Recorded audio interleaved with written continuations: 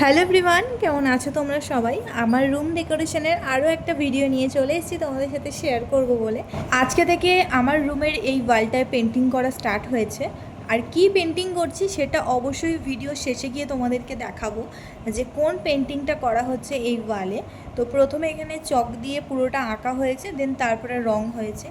আর আমি তোমাদের বলেইছিলাম এই ওয়ালটায় ডিপ কালার করার কারণ হচ্ছে যেহেতু এই ওয়ালে একটা সুন্দর পেন্টিং হবে। পেন্টিংটা তোমাদের ভিডিও শেষে গিয়ে আমি দেখাচ্ছি।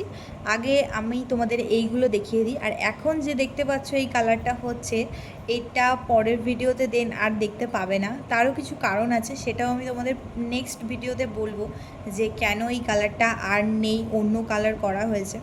তো চলো পেন্টিংটা দেখো, ভালো লাগলে অবশ্যই লাইক কমেন্ট শেয়ার করো আর পেজটাকে অবশ্যই ফলো করো।